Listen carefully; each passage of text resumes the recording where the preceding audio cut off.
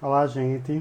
Boa noite. Sejam todos bem-vindas e bem-vindos, né, a mais um Papo Adotivo, aqui promovido pelo GA de Recife. A gente gostaria de saudar a todo mundo que nos acompanha.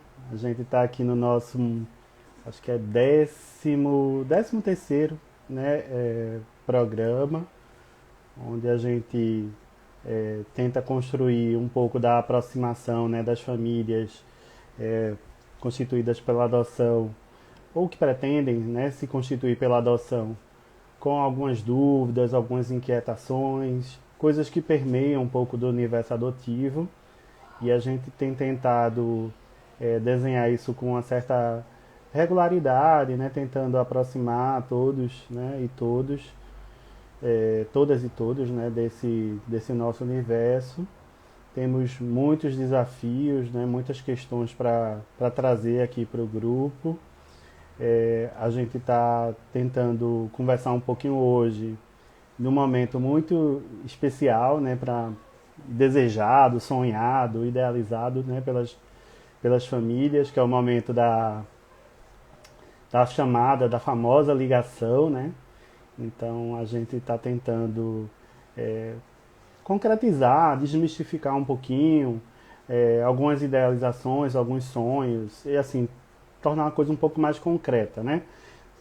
Servir como um instrumento, um guia, um passo a passo, um tutorial, como queiram chamar. E aí para isso a gente hoje, né, vai estar aqui conversando com a Emilene Freire, né? Não sei se ela já está aqui nos acompanhando, a gente já tentar fazer a conexão e ela vai falar um pouquinho de si, mas ela tem uma grande experiência, né, na área da adoção, já milita há um bom tempo. Bom saber, Ana Paula, todo mundo aqui está um pouquinho assim, né, que entra nesse universo, fica esperando esse famosa chamada, né? Boa noite, Carla. Boa noite, gente. Boa noite a todas e todos. Vamos lá, deixa eu ver logo aqui se a Emilene está conosco. Ainda não, vamos aguardar um pouquinho. Ela deve estar chegando. Eu falei com ela agora há pouco, ela já estava na expectativa. Então, gente, a gente quer falar um pouco sobre esse momento, né? Um momento tão especial, particular, que marca, né, um início de um processo tão ideado, né? Tão desejado por muitas famílias, né? Que é esse momento de encontro com os filhos e com as filhas, tão desejados, né? Muita gente passa anos esperando, seja um bebê, seja uma criança na primeira infância, seja um filho adolescente, né? É um momento de muito desejo, a preparação leva um tempo, né? A habilitação, às vezes aquele tempo de espera, dependendo do perfil, se tem mais restrição ou menos restrição, vai demorar um pouquinho ou menos, mas assim, o tempo que levar é um momento desejado, né? Um momento único, especial. E aí para isso a gente está nesse momento assim, tentando, né, instrumentalizar e facilitar. Deixa eu só ver se eu consigo chamar a Emilene de novo, não sei se ela já chegou aqui conosco.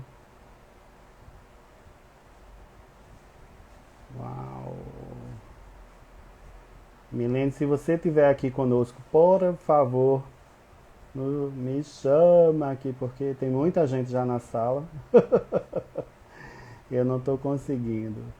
Vamos aguardar um pouquinho mais, gente, ela chegar. É, a aproximação, assim, vamos tentar desenvolvendo enquanto ela vai entrando aí, tá todo mundo chegando, né? Esse momento, assim, esse período da aproximação é um momento que é muito simbólico, né, para as famílias que a gente sabe assim que se prepararam, né, que estão aí em preparação, mas é um momento assim muito concreto, né, que é um momento onde se inicia uma relação ali, por mais que ele é chamado às vezes de aproximação e depois esse nome se transforma, né, a gente vai explicar aqui um pouquinho em estágio de convivência, é quando as famílias têm a guarda dos filhos, né? É naquele momento que tão desejado, tão sonhado, muitas vezes pelo filho também ou pela filha, né? Que está lá na casa de acolhida ou nas famílias acolhedoras ou na casa lar, né, que já está sendo preparada. A gente sabe que muitas casas, as equipes das casas, as equipes técnicas das varas da infância, começam a preparação desses jovens, né, às vezes ainda muito antes de concretamente eles serem vinculados a essas famílias. Mas é quando ocorre esse encontro, né, esse encontro de pais e mães, né, com os filhos, é nesse momento que assim concretiza algumas questões, né, que assim a gente vai tentar conversar um pouquinho aqui com a Emilene e ela vai trazer um pouquinho dessa experiência dela, né, alguns rompimentos formais, assim, né, às vezes a criança tem aquele sonho de ainda retornar para a família de origem, né, a família consanguínea, a família biológica. E assim, muitas vezes ela tem a ideia que vai ter uma mágica, né, que as famílias vão conseguir se reconectar. E aí muitas vezes é nesse momento do encontro que da conexão, digamos assim, que muitas vezes isso se legitima para a criança, né? De que ele não vai mais, ou ela ou ele não vai mais voltar para a família de origem e a partir dali se inicia um processo de relação, né, com aquele novo grupo parental, né, com as mães ou com os pais. Márcio, né? Daqui a pouco ela chegará. Sim, falei com ela agora há pouco. Eu acho que ela deve estar entrando, né? Problemas às vezes existem, essa coisa da conexão. Eu sou professor aqui já. Eu acho que nem me apresento muito mais, mas para quem não me conhece, para quem está chegando aqui hoje, meu nome é Charles Leite. Eu sou da equipe integrante da diretoria do GEA de Recife, né? Então a gente tem assumiu agora desde o final de junho essa missão de trazer esse programa, esse espaço semanal, onde a gente tenta dialogar sobre temas que a gente julga importante para as famílias constituídas pela adoção e para as famílias de uma forma geral, educação de filhos, educação de crianças, né? Muitos pais e mães ainda se habilitam ou tentam se habilitar, né? Eu vi aqui que algumas pessoas estão dizendo que ainda estão na habilitação, mas às vezes vão ser pais ou mães pela primeira vez. Olha, a Emilene chegou, oba! Deixa eu chamar logo para a gente não atrasar. Vamos ver se a gente consegue trazer a Emilene para conversar conosco. Oi, Emilene! Boa Como é que noite! tá? Boa noite, tudo bom? Tudo jóia! Muito feliz por você estar aqui conosco, né, ter topado esse desafio de conversar, né, assim, sobre um assunto, um momento da vida. Eu iniciei aqui algumas pessoas já comentando assim, eu estou na habilitação, eu estou ansioso por essa Uhum. ligação, né? Muita gente às vezes romantiza. Eu acho que também é uma das nossas missões, enquanto grupo de apoio, desconstruir um pouco essa romantização, porque a vida concreta, o dia a dia, acordar, dormir, É, não é tão romântica. O romance muitas vezes fica para o filme da sexta-feira à noite, mas no dia a dia as coisas não são tão lindas e maravilhosas, né? Apesar de serem desejadas, né? A gente não quer também desconstruir o sonho de ninguém a partir dessa coisa da construção do projeto de família, né? De cada um.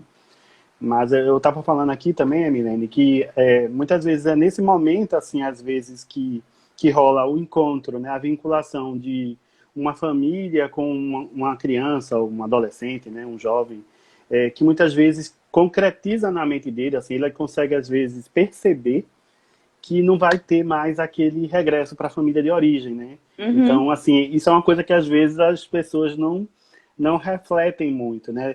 As crianças às vezes passam um tempo ali, o litígio é na justiça. Mas na cabeça da criança ele acha que a qualquer momento, de repente, ele vai voltar para a sua mãe biológica, ou pai biológico, ou um avô, uma avó, né? Dependendo de como for a conformação familiar. E às vezes é nesse processo de aproximação, digamos assim, inicial, que ele se certifica de que isso não vai mais ocorrer, né? E isso gera assim o que a gente rotula como luto também, né? Que simboliza ou marca um pouco dessa perda ou desse momento de rompimento. Mas enfim, são N questões e aí a princípio, as pessoas aqui que nos acompanham não te conhecem, eu queria que tu rapidamente se apresentasse Fica à vontade, querida. Eu vou deixar para você fazer essa sua autoapresentação. Obrigada, Charles. Um prazer poder colaborar.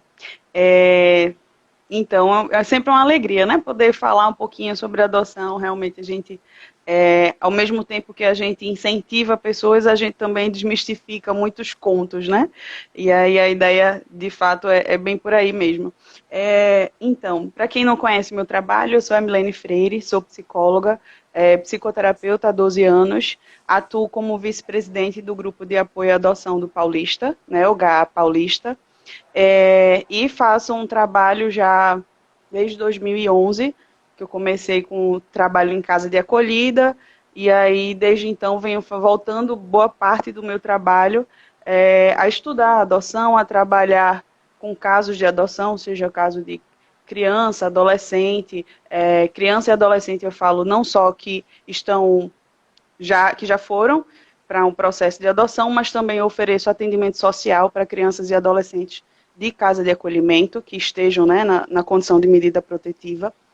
E também atendo pretendentes, enfim, o meu público é bem esse, e aí a demanda eu estou sempre trabalhando isso. Inclusive, Charles, quando você me propôs o tema, eu faço sempre um roteirinho, qualquer palestra que eu vá dar, bate-papo, o que for, sempre gosto de fazer um roteiro para pensar nos assuntos que a gente pode propor.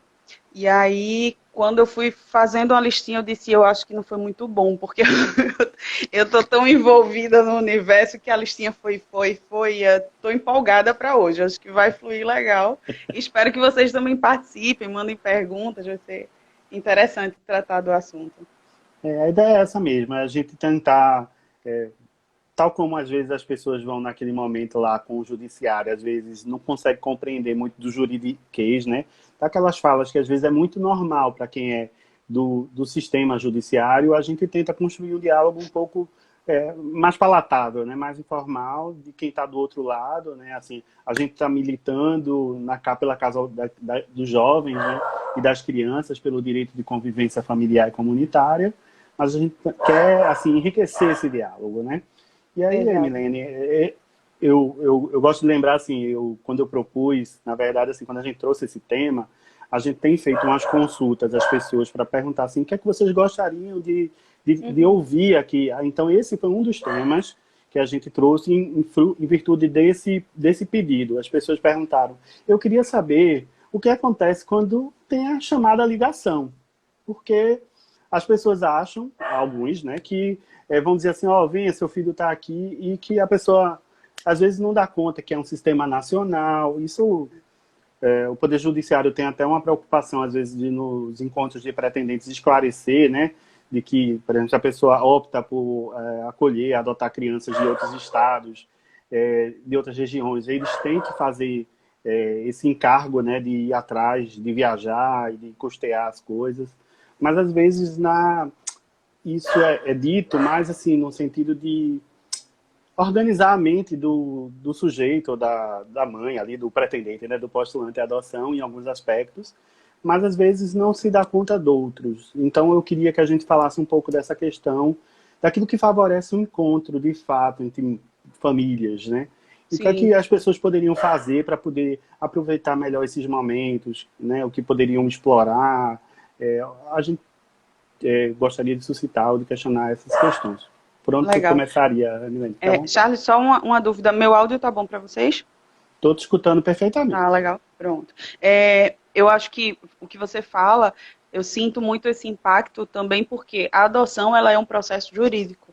Mas antes de se tornar um processo jurídico, ela começa antes de dar entrada no cadastro, né? Então, ela é um processo acima de qualquer coisa emocional, afetivo, né? E quando eu digo processo, não somente da perspectiva de processo jurídico, mas de processo afetivo. O processo é uma coisa que é construída, né? Então, ele tem começo, meio e fim, ele tem uma razão de ser. Não é simplesmente vai lá, se cadastra, agora ligou, vai lá, busca a criança. Tem muito afeto envolvido, muita expectativa, muita ansiedade, é muita coisa envolvida, né? Então, às vezes, eu percebo que até o judiciário, quando faz o curso, né, de pretendentes, eu participo dos cursos de pretendentes normalmente em Olinda e Recife. E aí eu vejo que na formação as pessoas estão tão tensionadas que parte daquilo talvez nem seja tão bem absorvido.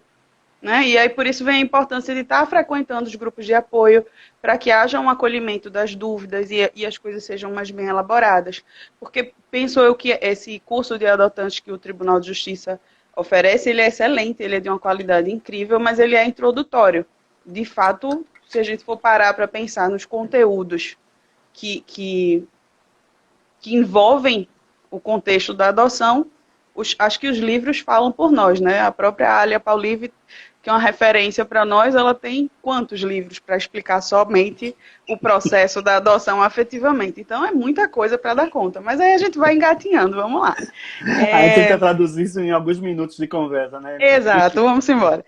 Então, eu queria pegar uma deixa que a gente teve agora o nosso talk show, né? Que pega a associação, para quem não conhece, a Associação Pernambucana dos Grupos de Apoio à Adoção, aconteceu com a doutora Hélia, né, essa semana, e houve uma demanda que eu acho que já vai introduzindo o nosso assunto, de pessoas que perguntaram, e o quarto da criança? E o quarto da criança, né? Então, veja, ela como juíza, ela vai trazendo o referencial do ponto de vista, né, jurídico da adoção, mas afetivamente as pessoas estão extremamente mexidas, mobilizadas com o conteúdo, né, da expectativa, da espera. E aí eu gosto da ideia de introduzir por aí, já que vejo que foi um assunto que mexe com muita gente também me pergunta isso. Com relação ao quarto, né, que quarto esperar? E quando ligar, será que agora que liga, que eu saio correndo atrás de uma cama, de um berço? Como é que funciona isso? Então, eu gosto de pensar sobre o quarto, um quarto, assim como uma mãe, um pai precisa ser, é o suficientemente bom. Né? A gente está falando de crianças e adolescentes que, para chegar a uma adoção, elas passaram minimamente por uma negligência.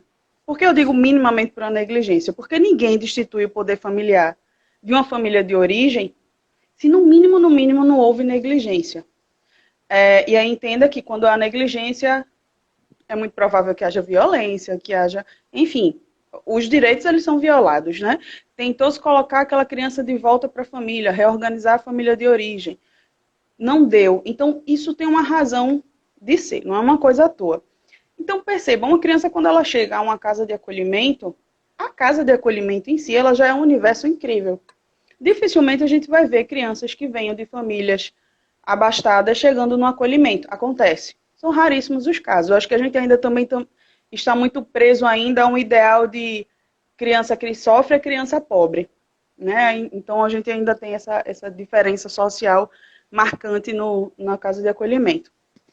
E aí, quando a criança chega na casa de acolhimento, aquilo ali já é um palácio, né? Porque ela tem comida, ela tem atenção, ela tem estrutura, ela tem cama, ela tem teto, né? Então, pense você que se ela veio dessa realidade, você também não precisa fazer um castelo. E aí, por mais que você vá organizar minimamente um quarto, que ela não precisa de lá grandes coisas, eu gosto também da ideia de, afetivamente, você construir o quarto com essa criança. Sabe? Por que eu digo afetivamente? Porque você vai conhecer os gostos dela. Né? Você vai entender a identidade e as necessidades dela. Às vezes você poderia estar preocupado muito mais com fazer um quarto que tivesse uma área de brincar. E a criança queria uma área de leitura.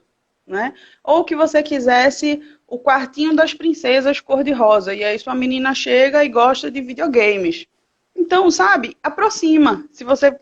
O espaço físico ele também tem essa relação, né? E essa possibilidade de aproximar. Então, o quarto, penso eu que seria uma ideia interessante a gente buscar proporcionar o mínimo, que o mínimo para eles já é o suficiente, muito provavelmente, e a partir de então construir com eles. E aí, quarto pronto, né? Fica esperando Eu gosto da ideia, assim, vocês vão ver que realmente a ideia que Charles vai trazendo é bem minha praia, de ir desconstruindo aquela coisa engessadinha de uma fala muito elaborada. Eu gosto que chegue até vocês e vocês, captei. Então, eu gosto de dizer que a ligação ela é a entrada no trabalho de parto, certo? Ligaram para você do fórum, entra em trabalho de parto. Sabe aqueles videozinhos cômicos que tem o pai que pega a bolsa da maternidade, sai, deixa a mãe, entra no carro, vai embora. Acho que a Turma da Mônica tem uma chargezinha dessa. Vai embora e deixa a mãe tendo contração em casa, né? Aí ele volta correndo para pegar ela. É bem isso. Ai, meu Deus, o que é que eu faço? Não faz, sabe? Deixa fluir. Deixa o que tiver de ser, vai ser. E aí, eu gosto de pensar o seguinte. Se você tinha de se preparar para a adoção, você se preparou até a ligação. Preparou bem. Eu presumo que preparou bem, né? Porque se fosse uma gestação de 9 meses, por 9 meses, todo mês você iria a um obstetra, né? Faria o pré-natal. Se é vamos dizer, uma gestação que está sendo feita à distância e o que ela está mexendo não é com seu corpo, é com seu emocional, então imagino eu que você já fez um pré-natal psicológico aí. Ah, Milene, eu não fui para terapia, mas foi para um grupo de apoio, já está minimamente preparado. Não, eu senti que o impacto daquilo, da ansiedade, da espera foi muito forte. Então, nesse caso, penso eu que você tenha procurado um terapeuta, né? E aí, vamos lá. Ligou, o que é que eu faço? Não faz, vai lá e faz o que tem que ser feito, que o pessoal marcar o dia, o horário na casa de acolhimento. Procura ver se, de fato, é o que você está interessado, né? O que você espera, se corresponde às suas expectativas, porque às vezes vai acontecer do pessoal sondar, né? Então, por exemplo, seu cadastro está lá constando que você quer uma criança até 7 anos.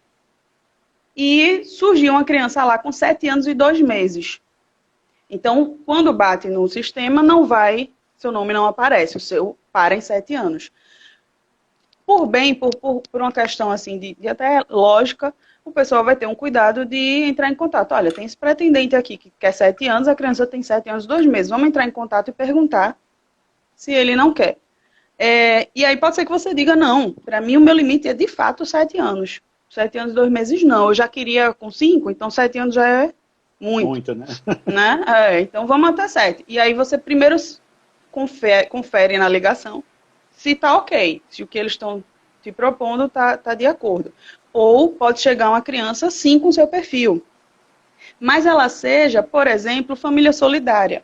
Né? Para quem não conhece a família solidária, vamos dizer, eu adoto uma criança e Charles adota o irmão da minha criança.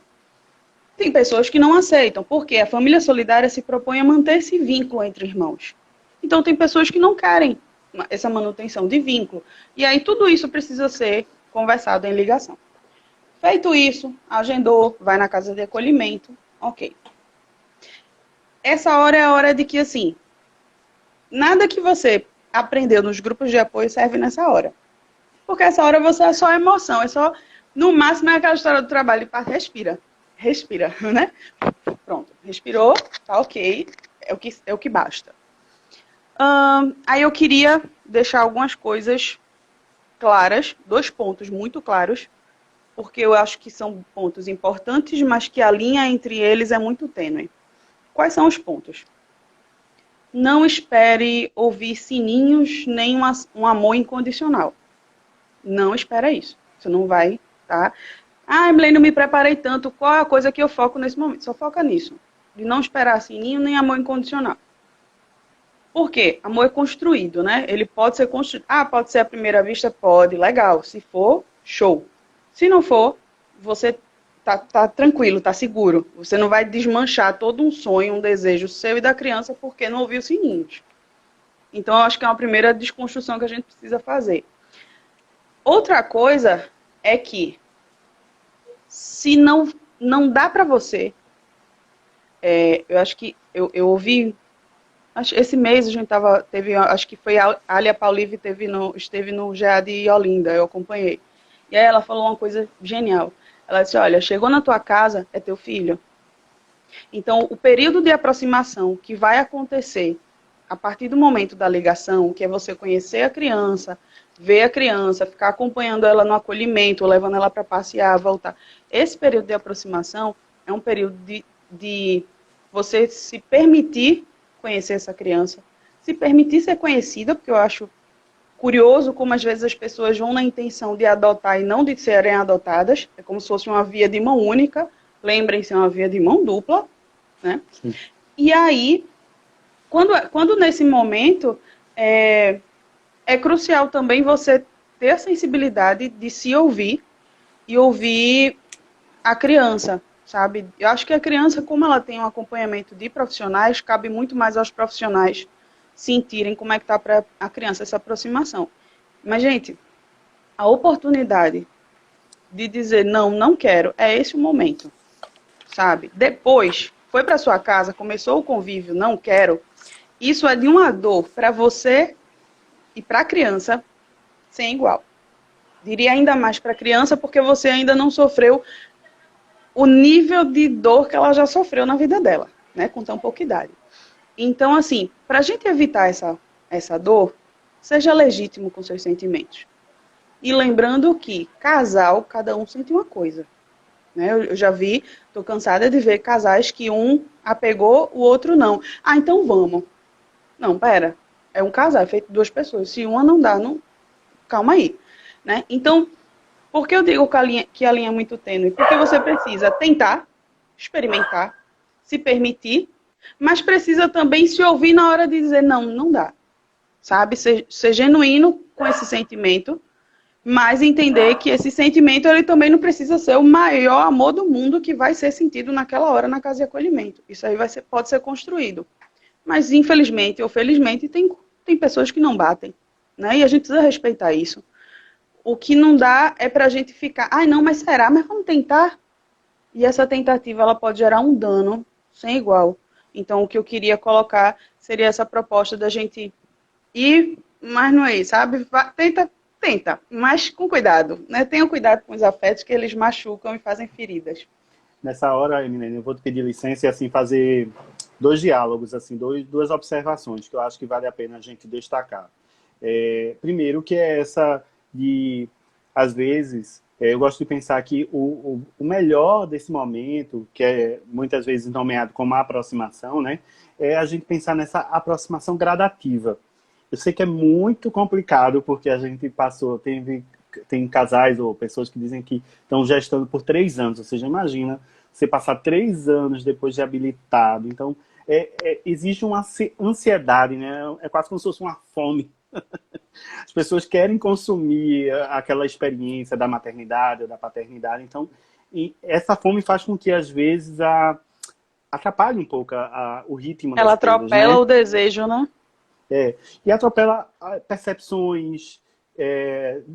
E eu não estou falando assim para as pessoas fazerem como se fosse uma avaliação de um produto, aquela coisa muito que tem que ser muito calma para fazer uma avaliação diferente. Não é isso. É para poder, às vezes, a gente precisa estar um pouco isento de algumas emoções para poder conseguir perceber algumas coisas que podem ser fundamentais para aquela relação que está ali sendo construída, né?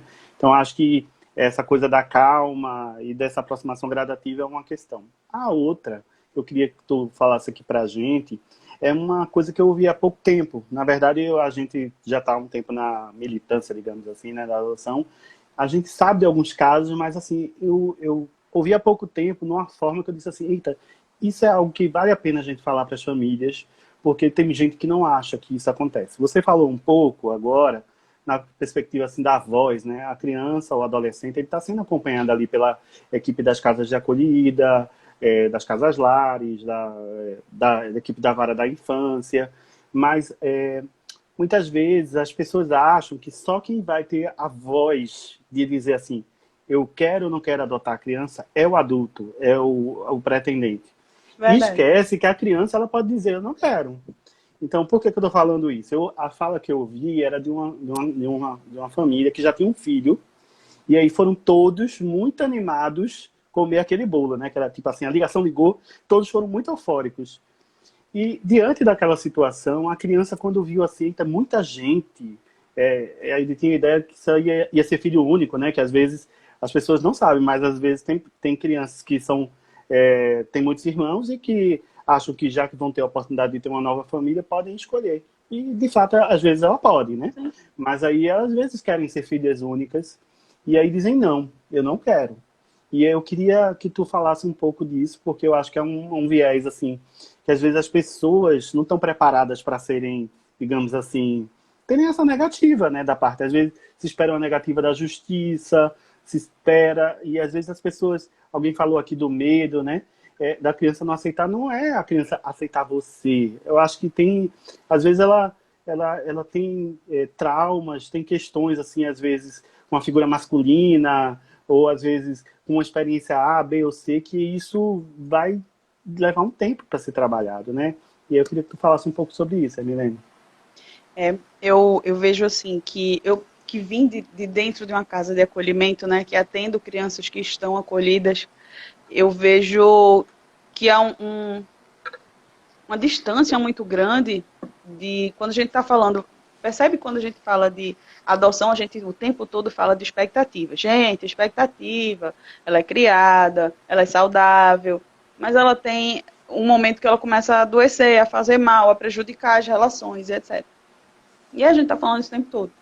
Mas há um olhar muito voltado ao pretendente, e aí, em algum momento, em alguns momentos eu percebo o pretendente num lugar que ele é como se fosse um lugar de privilégio, né? Porque o pretendente ele está ali sendo acolhido pelo grupo de apoio, ele está sendo visto, ele tem possibilidades, ele escolhe o perfil, eu quero assim, assim, assim, né? Ele não precisou se desligar de ninguém para substituir essa relação, né?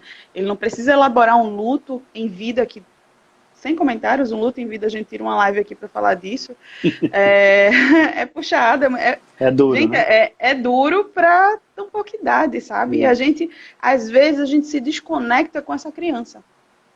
E aí é isso que eu coloco do lugar do privilégio. Às vezes eu percebo que em alguns momentos, em resumo, eu percebo o meu olhar em minha fala, em muitas palestras, eu acabo tendo que me policiar para não ser repetitiva, para dizer, gente, tem outra pessoa, tem uma pessoa do outro lado, tem uma pessoa que sofreu pra caramba, tem uma pessoa que não tem maturidade, tem uma pessoa que, assim como você, espera N coisas de você. E aí eu pergunto para vocês, vocês sabem o que eles esperam de vocês? Eu sei algumas coisas, né, que já estive de dentro e hoje de fora, mas como psicoterapeuta deles, eu sei de algumas coisas. E é muito interessante como elas não têm nada, vocês não fazem ideia, como não tem nada a ver, em grande parte, com o que vocês imaginam, né? Ou com o que vocês esperam. Às vezes eu ouço dos pretendentes e tem hora que eu faço um transizinho, assim, caramba, parece que eu estou vivendo dois mundos. Acho que isso me impactou muito mais quando eu saí do acolhimento e comecei a trabalhar com pretendentes. Porque no acolhimento eu vi que a criança queria família. Ponto. E aí tinha lá suas imaginações, suas idealizações, uma ideia de colônia de férias para sempre, né? E, Natal forever, né? exatamente, maravilhoso, uma coisa bem legal. Não que não seja legal, mas sem limites, né? Lógico. E aí, eu quando criança, também não gostaria, vocês nem tanto. Então, ela vem com essas ideias, e aí a gente vem com os adultos que querem, esperam delas, às vezes nem querem, mas esperam. Um bom comportamento, um afeto incondicional, que diga sim, com a mente devidamente bem elaborada, de toda a perda que teve, de toda violência, negligência, super bem elaborado. Terapeutizada, né? Se isso, clicado já o botão terapia, ela já veio pronta, né? Uma coisa massa. E aí, assim, ela pode vir até que você faça uma adoção tardia, com os 7 anos, pode vá lá que ela venha sem precisar de fralda. Eu digo, vá lá porque pode ser que precise de fralda. Mas não vem com tudo, o pacotinho bonitinho assim, não, sabe? Pelo menos não a maioria dos casos. E aí, no final das contas, a criança só quer família, sabe? E aí eu olho assim e digo, gente, a gente tá falando de quê mesmo? De adoção? E aí tem dois lados da adoção, né?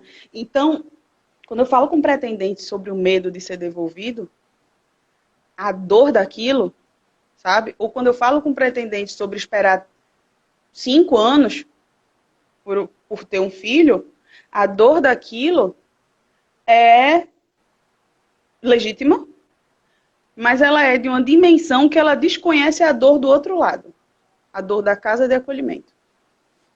Não que a casa de acolhimento trate mal ninguém, não, tá, gente? Por favor.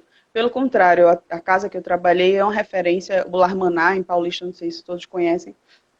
E, e uma coisa que o Lar Maná me permitiu entender foi que, assim, a casa pode ser a melhor de todas, que eu trabalhava numa casa incrível, mas ela não é família. Então, você que espera ou que tem medo de não ser aceito, entenda, isso é super legítimo. Mas se você não dá conta disso, inclusive, procure ajuda profissional. Mas entenda você que para além desse mundo, se a gente puxar um pouquinho, se esforçar um pouquinho pelo lado da empatia, a gente consegue chegar lá. Existe uma pessoa que com 5 anos, há 5 anos, desde que ela se entende por gente, desde que o mundo é mundo para ela espera por uma família. Enquanto que você tem Natal em família há 40 anos, você tem companheiro, você tem companheira, você tem pai e mãe, você tem trabalho, vida social, etc, etc, etc. E ela tem uma grande lacuna para lidar. E você tem a maturidade de 40 anos. Ela não tem maturidade alguma com 5 anos. Então, se a gente conseguir, talvez, de um ponto de vista humano, se solidarizar com a dor dessa criança, a gente até olha para si e faz, desculpa, Deus. Não, sabe? Não, tem um universo muito maior de dor. Isso não deslegitima a dor de quem está esperando, a dor de quem tem medo de receber um não, mas privilegia e faz a gente cegar de algum ponto, sabe?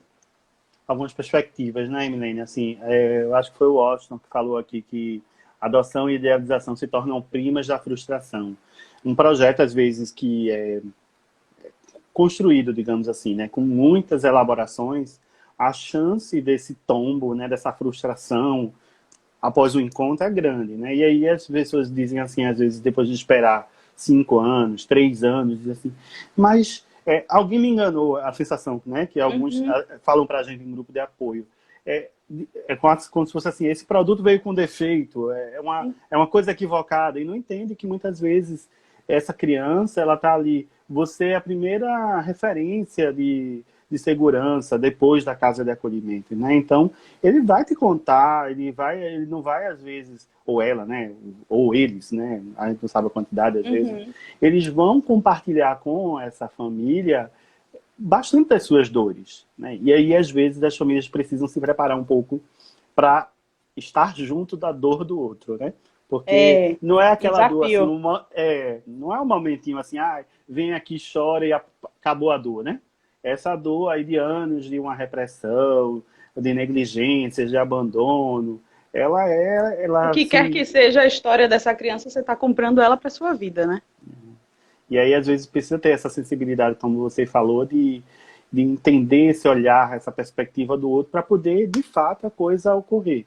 Se você não tem essa sensibilidade, você vai ficar julgando o outro de um lugar muito equivocado, né? É o crivo da exigência. Outro dia, no pós-adoção lá nosso, que não quero nem revelar a história de ninguém, mas assim, alguém dizia que se sentia muito frustrado porque a criança, sei lá, tinha menos de 10 anos, porque a criança não lavava banheiro, porque a criança não queria estudar, porque a criança só queria passar o dia todo estudando. Poxa, criança é isso. Ela vai É. querer dependendo Se da for, faixa eu etária. aviso que se fosse biológico também. Independente da condição dela, desse percurso de vida dela, criança é isso, ele não é inconsequente, ele, dependendo da faixa etária, ele quer o prazer imediato. Então, assim, às vezes a gente precisa estar preparado para essas fases, né, da vida dos filhos, independente da trajetória deles, né, para poder Isso. ter uma melhor sucesso aí nesse processo, né, menino? Inclusive, assim, eu acho que é uma fala importante também a gente ter o cuidado de trazer para as pessoas refletirem o seguinte, que dentro desse processo de espera, que é um processo árduo, que é um processo que dói, que é complexo, às vezes a nossa fala nesse sentido pode parecer assim, eles estão falando isso, mas não passaram 5 anos esperando, aí é fácil falar. Eu falo também pelo lado de quem acompanhou muitas famílias, eu acompanho ao longo desses anos muitas famílias que esperaram por muitos anos, coisa de 6 anos esperando, 5 anos esperando pela adoção.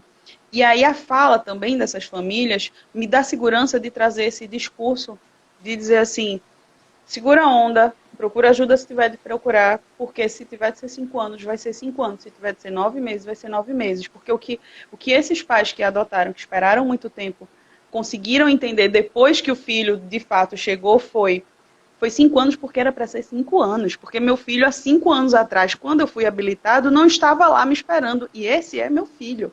E se fosse diferente disso, veja, eu tive até esse discurso de um adolescente, que conseguiu entender que o afastamento dos irmãos foi doloroso, ela precisa lidar com esse luto, ok, dores à parte, se não fosse essa experiência, o caminho ter sido por aí, ela também hoje não estava feliz na família que ela está, sabe?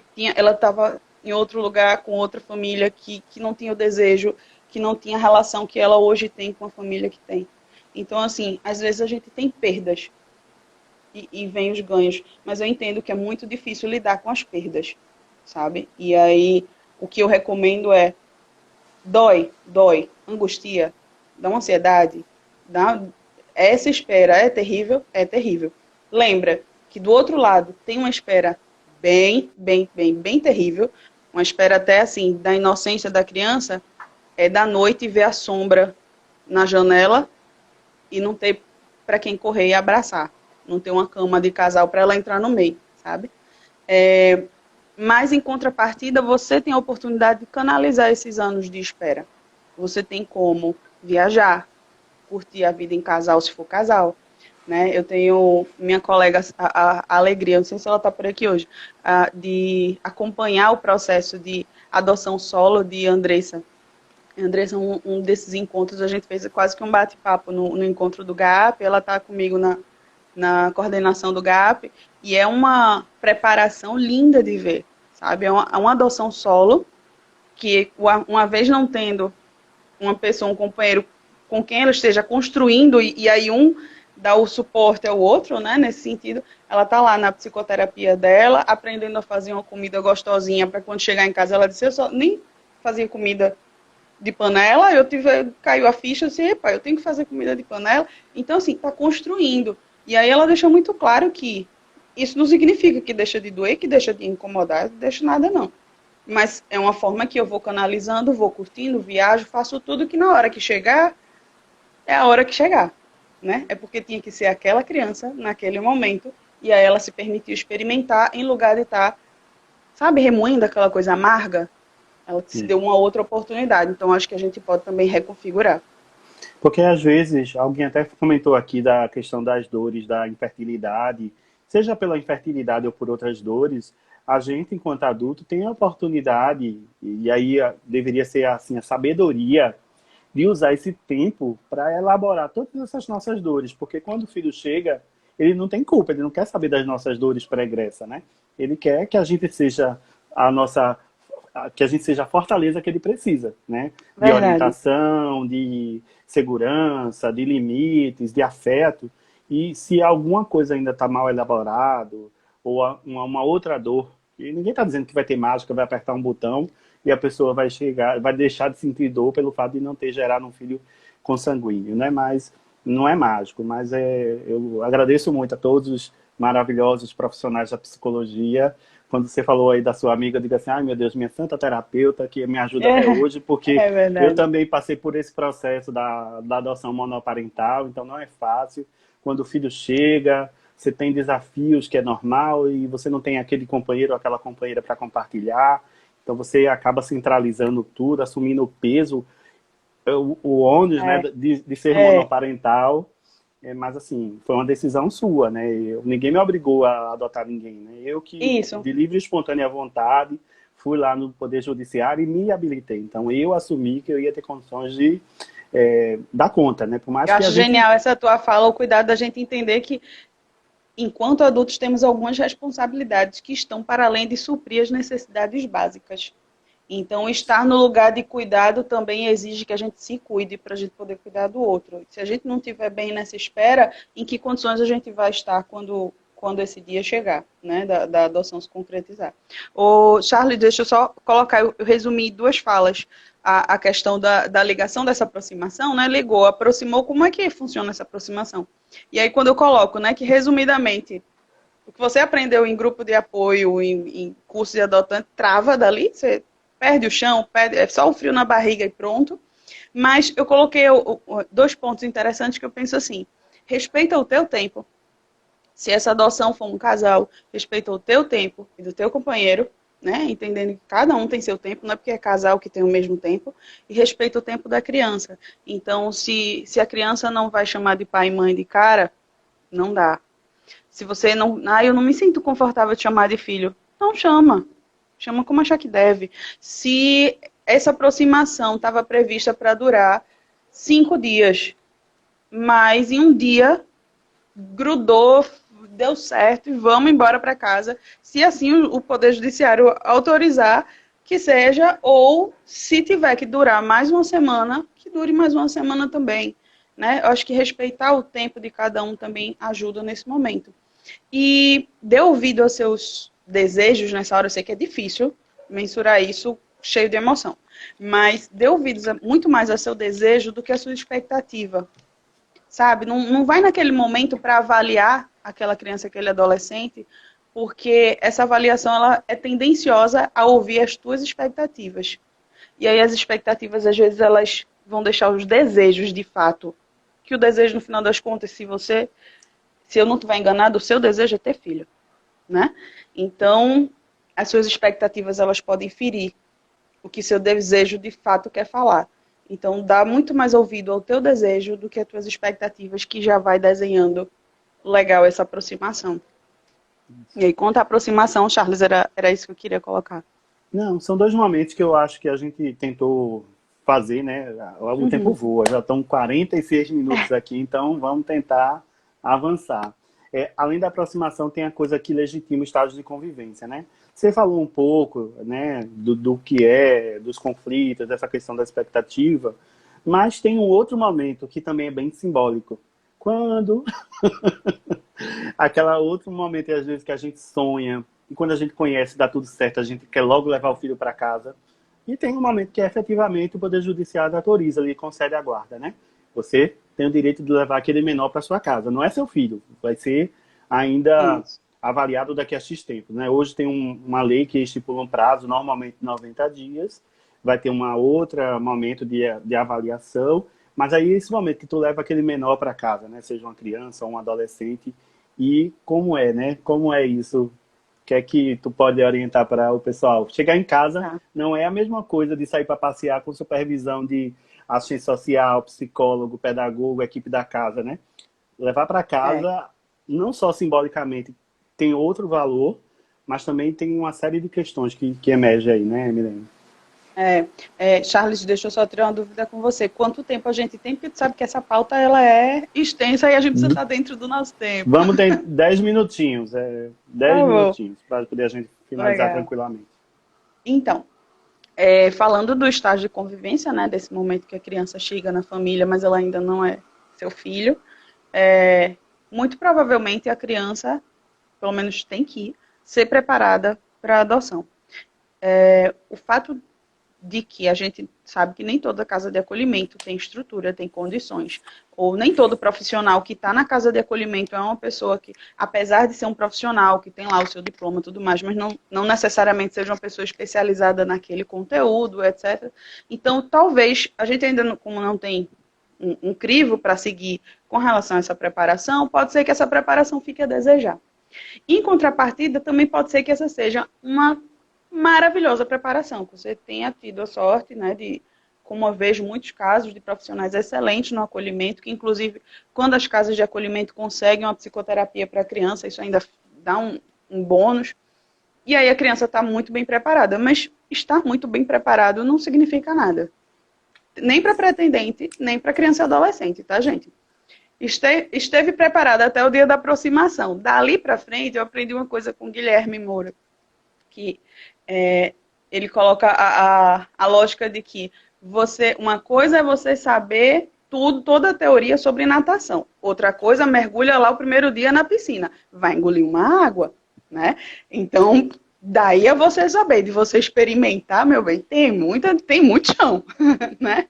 Eu acho que Charles já teve a experiência e sabe que a coisa é meio por aí, né? Tem coisa que você tira de letra que você diz, eita, peraí, mas naquele dia eu lembro que teve uma pessoa que foi contar lá Orientou, no né? dia, no GEAD, e contou a experiência dela, aconteceu exatamente isso.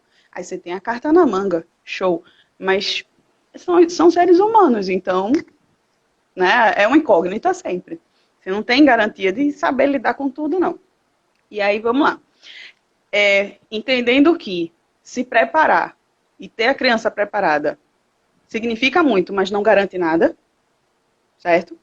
Aí a gente vai para a lógica de que você precisa continuar contando com o suporte do grupo de apoio à adoção. Né? Porque aí a gente vem lá no começo da live, quando a gente começou a dizer que a adoção é processo não só judicial como afetivo. Você ainda está em processo, tanto judicial quanto afetivo. Você e sua criança, sua família toda. Uma vez a criança estando em casa, aí vocês vão ouvir o tempo todo, quem nunca participou de grupo de apoio, já vai começar a se perguntar, por que falam tanto de teste? Que história é essa de teste, né? Por que a criança testa e o que é esse teste? Vamos lá. O que seriam testes? Primeiro, o teste ele tem uma justificativa, uma razão de ser.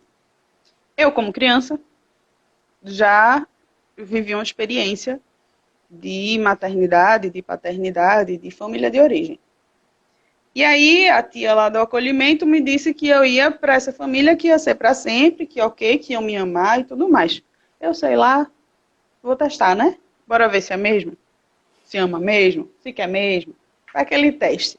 Só que aquele teste ele pode ser grito para tomar banho, pode ser fazer uma trouxinha e dizer que vai para casa de acolhimento, pode ser, sei lá, fazer uma vergonha para você no meio da família. E aí você, meu Deus, parece que isso tem uns ímãs, né? Que parece que é aquela pessoa que diz, meu filho nunca vai fazer isso. É exatamente, cai no seu colo.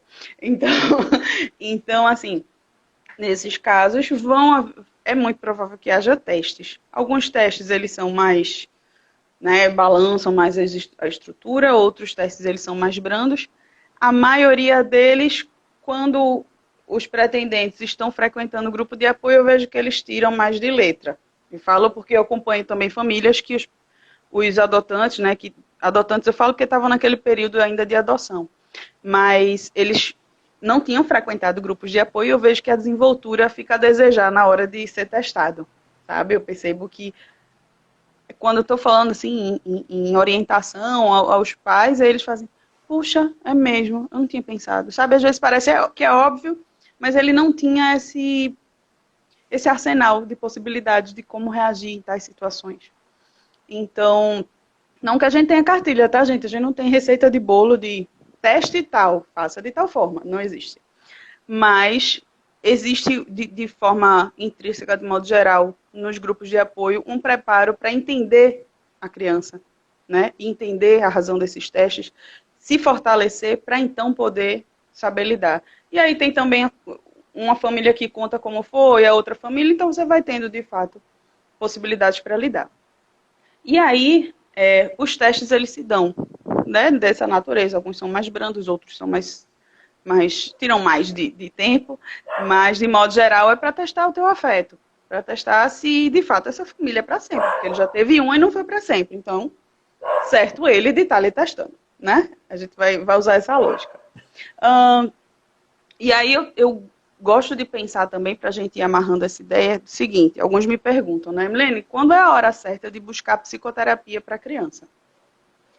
E aí, lá no começo, quando eu comecei a fazer grupos de apoio, comecei a fazer palestras sobre o assunto, teve uma família que me procurou para fazer a psicoterapia das crianças, de uma das crianças, que me chamou a atenção, eu achei bem interessante aquela fala. Aí eu comecei a tomar aquilo para dividir com outros pais, sabe? Eles me procuraram, mas a criança não tinha chegado. E aí eu disse, mas nem chegou. O que vocês estão fazendo aqui, minha gente? E aí eles disseram, não, Milene, é que a gente ouviu uma palestra sua no curso de adotantes. E quando você falou tudo aquilo, a gente disse, caramba, como é que a gente vai lidar com a dor de uma profundidade dessa, de um desligamento de uma família para vir para outra, de um mundo novo, porque entenda, a criança ela está chegando na sua casa, é uma pessoa que não sabe inglês solta no meio dos Estados Unidos, sozinha com 5 anos de idade, com 12 anos de idade. Então, tem, né, ela não sabe como funciona, ela não sabe os horários, ela não sabe o que você espera dela, ela não sabe nem o que esperar de você. E aí, qual a forma de conduzir isso? Qual a melhor forma de conduzir isso?